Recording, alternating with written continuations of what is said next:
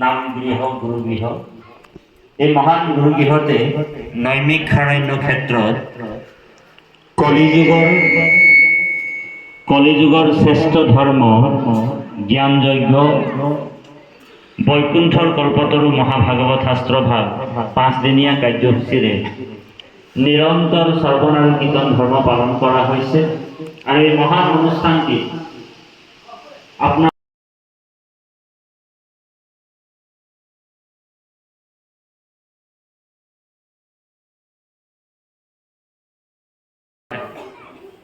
আৰু অবিদ্যা যেতিয়া দূৰ হ'ব আমাৰ হৃদয়তে কৃষ্ণ আছে।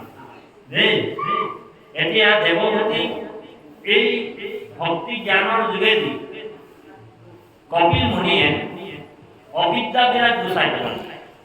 অবিদ্যা মানে অজ্ঞান, আন্ধাৰ। এতিয়া আমাৰ হৃদয়ত কোন আছে? কৃষ্ণ আছে। আৰু ভাগৱত কি হয় বোলে? কৃষ্ণ হয়। ভাগৱত কোনো শাস্ত্ৰ নহয়, ভাগৱত কোনো কিতাপ নহয়, ভাগৱত কোনো গ্ৰন্থ নহয়, ভাগৱত কোনো কিতাপ নহয়, গ্ৰন্থ নহয়, শাস্ত্ৰ নহয়। ইদম ভাগৱতম নামম পুৰাণম ব্ৰহ্ম সমন্বিতম। ইদম ভাগৱতম নামম পুৰাণম ব্ৰহ্ম সমন্বিতম। ভাগৱত হৈছে ব্ৰহ্মৰ স্বৰূপ। আমাৰ আগফালে কোন আছে? বোলে ভগৱান আছে, কৃষ্ণ আছে। আমাৰ গুৰুজনাই ভাগৱত মূৰ্তি প্ৰতিষ্ঠা কৰিছে। মূৰ্তি 4 প্ৰকাৰ, হয়নে? আমাৰ ভগৱতৰ কাৰণে মূৰ্তি 4 প্ৰকাৰ। এক হৈছে বাগ্ময় মূৰ্তি, যি শব্দ বিগ্ৰহ। আমাৰ গুৰুজনাই 4 মূৰ্তিক আমাক প্ৰাধান্য দিবলৈ কৈছে। এক হৈছে ভাগৱত মূৰ্তি। 2 নম্বৰ মূৰ্তি হৈছে কি? বোলে ভগৱত মূৰ্তি, হয়নে? আপোনাক ঈশ্বৰ দেখিব লাগিব, হয়নে বাৰু? 2 নম্বৰ মূৰ্তি কি? বড় ধ্যান দিয়ে শুনিব, বড় গুৰুত্বপূৰ্ণ কথা। এক হয়েছে ভাগবত মূর্তি, 2 নম্বর ভগবত মূর্তি, 3 নম্বর হয়েছে মনোময় মূর্তি, যে ভাইগুলা মুখেরা হৃদয়ে ধরা রূপ। এটাকে মুকুতি পাইবা কহিলু স্বরূপ। এটু মনোময় মূর্তি, যে মনেরে ভগবন্ত আপনি হৃদয় লাভ করিব, এটু মনোময় মূর্তি। এটু 3 নম্বর মূর্তি, হয় না? আর 4 নম্বর মূর্তি কি?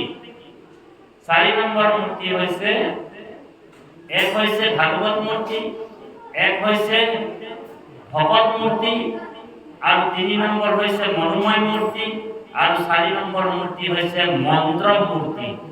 মন্ত্র মূর্তি হইছে নাম মূর্তি। বুঝলেন বাবা? এই 4 মূর্তি আমার গুরুজনাই দিছে।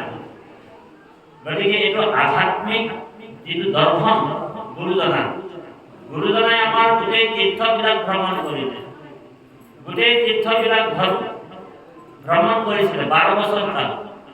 জগতগুৰু শ্ৰীমন্ত শংকৰদেৱ তীৰ্থবিলাক দৰ্শন কৰিবলৈ জগতগুৰু শ্ৰীমন্ত শংকৰদেৱে যোৱা নাছিল। বোলে তীৰ্থবিলাক ভ্ৰমণ কৰিছিলে কিহৰ কাৰণে? আমাৰ গুৰুজনে বোলে তীৰ্থবিলাকক পবিত্ৰ কৰিবলৈ গৈছিলে। ও হৰি ও ৰাম। বোলে জগতগুৰু শ্ৰীমন্ত শংকৰদেৱে তীৰ্থবিলাকত স্নান কৰিবলৈ যোৱা নাছিলে, গা ধুবলৈ যোৱা নাছিলে, তীৰ্থবিলাক চাবলৈ যোৱা নাছিলে।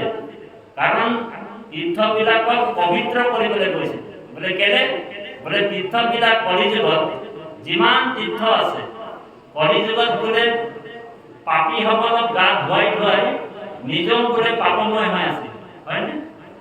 ভকত গৈ কিনিহে তীৰ্থ পবিত্ৰ হয় বুলি কৈছে। সেইকাৰণে দেৱতো তীৰ্থত কৰি ভকতেহে বৰ শ্ৰেষ্ঠ। গতিকে ভকত এই 4টা মূৰ্তি। গতিকে আমাৰ গুৰুজনাই বাগ্ময় মূৰ্তি ভাগৱত প্ৰতিষ্ঠা কৰিছে। গতিকে ভকতক যদি আপুনি পায় আনন্দ নাথাকে। মূল হৈছে ভকত। বোলে ভকতক পায়া যিটো নকৰে হৰি সাক্ষাতে কৃষ্ণক পায়া কৰিবে কি ক। বোলে ভকতক পাই কিনি যদি আপোনাৰ পৰা আনন্দ নাই, তেনেহ'লে বোলে দেখাজনকে পাই কিনি আপোনাৰ আনন্দ নাই, বোলে নেদেখাজনক বোলে আপুনি ভজি থাকিলে কিবা হ'ব নেকি? টাইলছ লগাই মাৰ্বৰ পাথৰ লগাই কিনি নামঘৰ বনায়, ষোল্লপুৱাৰ তাল এযোৰ লৈ কিনি বোলে নেদেখাজনক সেৱা কৰি থাকিলে কিমান লাভ হ'ব? বোলে দেখাজনকে যদি আপুনি সেৱা এটাও নকৰে, দেই বাৰু। তাৰপিছত কৈছে ভকতক দেখিবি তুম নকৰে ভকতি, অমুক মাত্ৰ ভকতি কৰয় মূঢ়মতি। এইটো দশম স্কন্ধত, ভাগৱতৰ দশম স্কন্ধত গুৰুজনাই কৈছে বোলে ভকতক দেখিবি তুম নকৰে ভকতি, মুখ মাত্ৰ ভকতি কৰয় মূঢ়মতি। তাৰ হম শত্ৰু মূৰ নাই সংসাৰত, ভকতক নিন্দি মূৰ বুকে মাৰি খায়। এইটো ভগৱানে কৈছে দশম স্কন্ধত। বোলে মোৰ ভকত এজনক দেখি কিন্তু তেওঁ বোলে কৃষ্ণ বুলিও নকৰে,